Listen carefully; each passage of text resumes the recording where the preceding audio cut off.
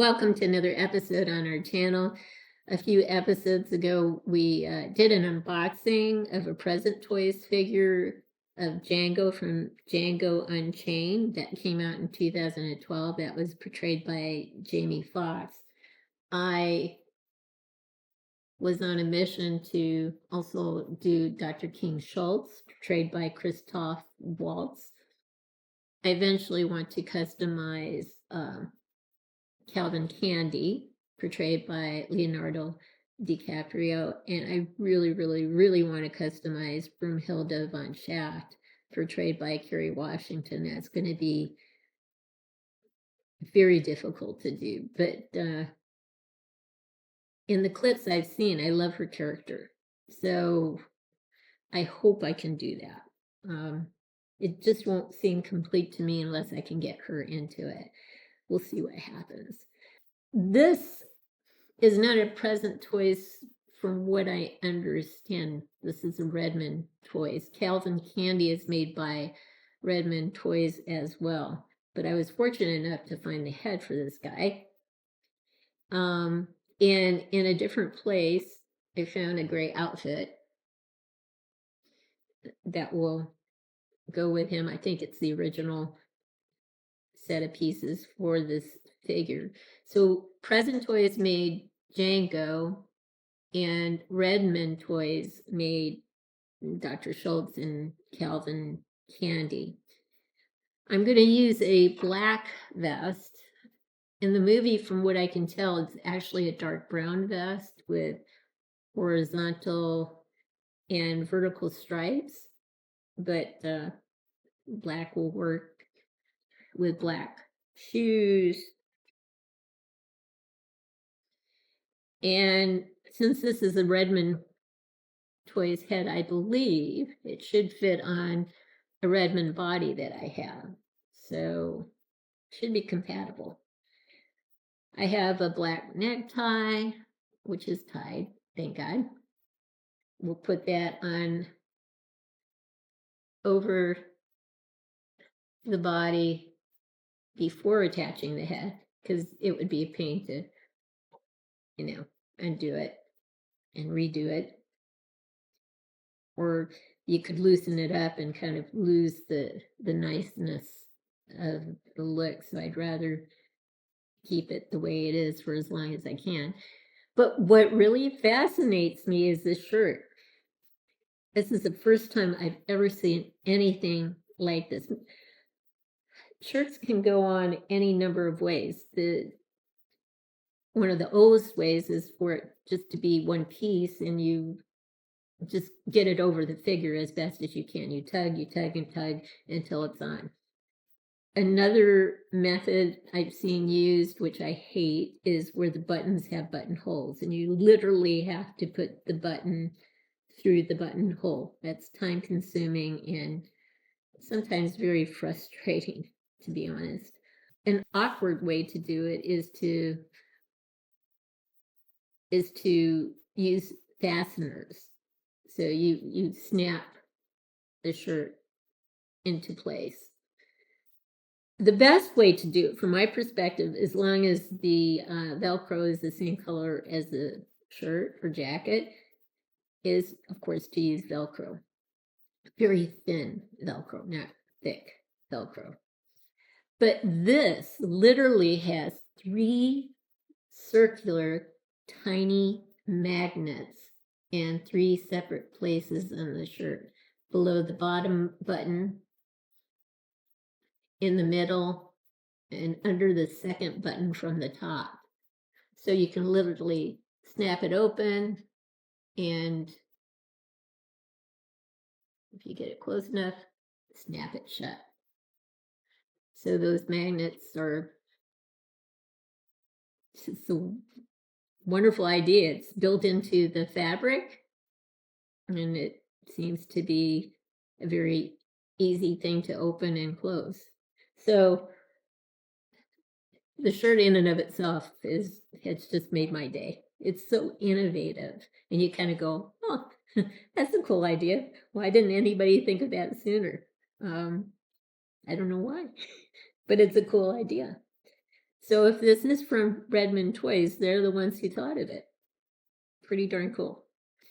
Well, pause now. I'll get some hot water ready for when I need to put the shoes on, the hands on, the head on, and then we'll start clothing this gentleman. We are back, and we're going to start with the gray pants. They are Velcroed. We'll put that on.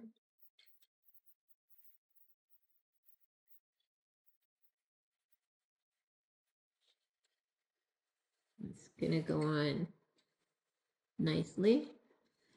And the shirt with magnets. One thing that did happen with the shirt, it was very wrinkled. And to take out some of the wrinkles, I used an iron. But for the most part, I just got it wet and used a hairdryer. That seems to do a pretty darn good job on these things. And there we go with the magnets. Looks like that worked very well. The question is, how forceful is it going to be when you reposition it? Because the magnets aren't high-powered magnets. So let me just tuck the shirt in, though. We're going to have to do it sooner or later. And try to get it in here in the back. I'm going to take a flat edge screwdriver and kind of get the shirt tucked in a bit better.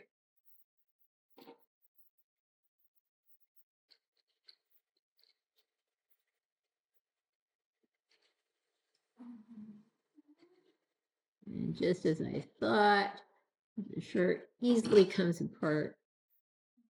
I'm still not giving up on the magnet idea. I kind of like the idea. But it may limit some posing. We'll have to see. But we do have a vest, which apparently is the vest that snaps into place. All right. Looking pretty good. All right. Now, as usual, I'm going to tape the sleeves, tape them down before I put the jacket on. So bear with me here. It's got to be strong tape. So I'm going to draw them down a little bit. So I'm just taping the sleeve.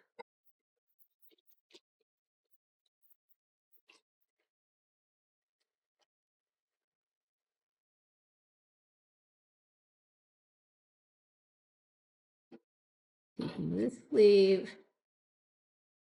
Taping that shut. All right. Okay, now this one didn't get tight enough. Okay, now we got it, I think. Let's put these arms towards the back.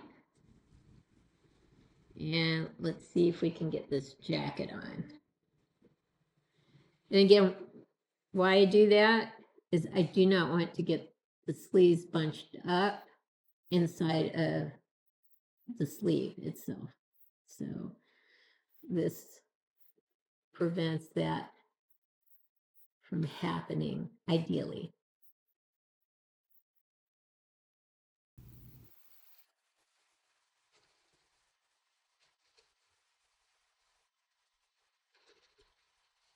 Okay. And let's see what we got here. That one looks like it came apart, but not enough to lose the sleeve. There you go. And there's the tape. And let's see on this side what we got. Oh, this one stayed together nicely.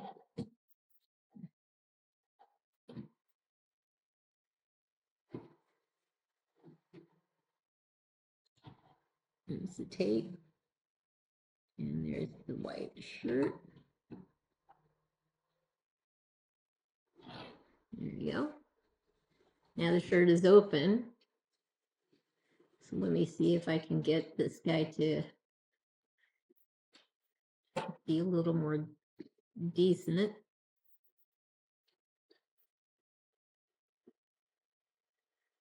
With the little sleeves showing. There you go. Okay. Not too bad. There's this sleeve showing a little bit. Right down, just a touch. There. All right. So now I want to get that necktie on. So let's just bring the collar up.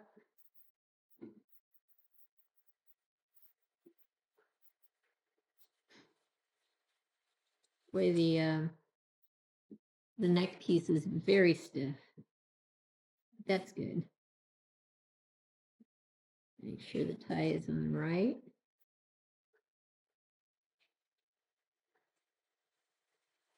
Okay, now let's put the lapel down. There you go. Okay, I'm going to have to do a little more tucking.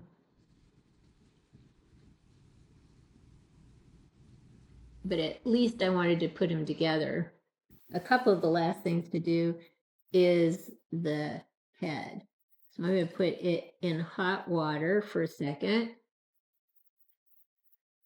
And hopefully this will go on very nicely. Fingers crossed.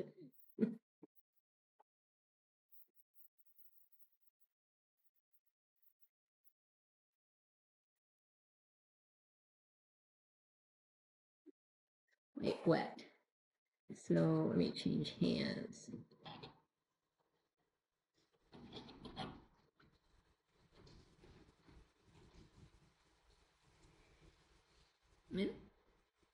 He's a little wet, but I think we've done it. He's on there. So last but not least, the shoes and the hands. We'll pick the hands in a second. Let me get the shoes out of the hot water.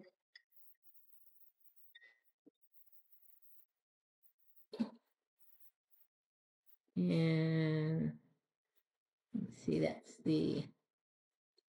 this foot.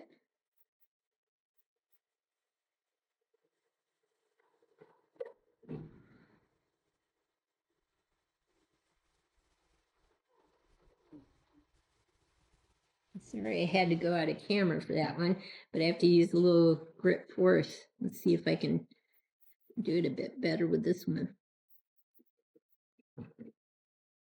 Yep, there we go.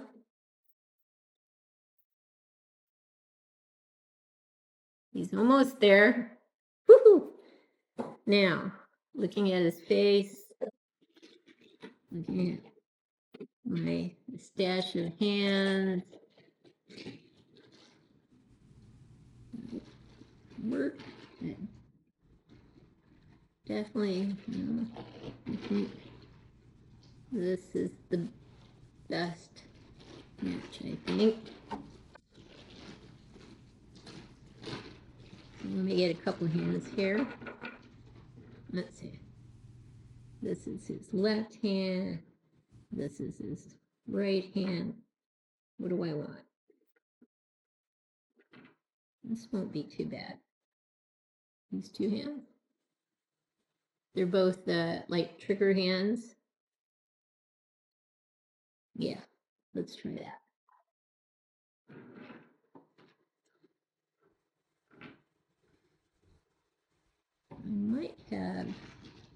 I might change it up later on and try a different color with open hands, but I think these will work just fine.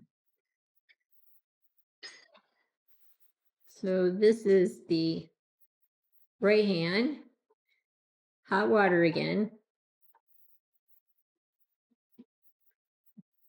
You heard it click, right? So we got one hand on very easily. Hot water. Empty it out. And pull the sleeve back a little bit.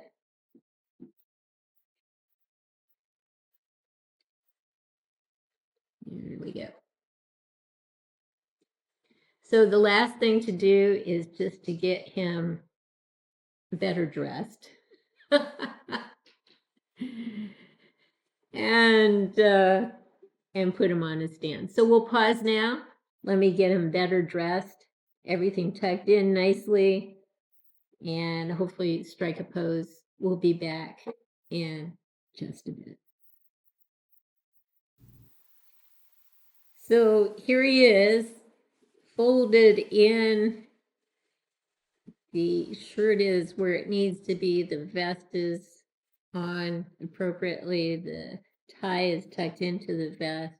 And you see a little white showing at the ends of his gray sleeves. So the inner white shirt is showing just a touch. We've got his shoes on. He looks great with those. The vest matches the shoes. And yeah, he looks very proportionate to how he should look. It's a great head sculpt. In our next episode, we'll accessorize him.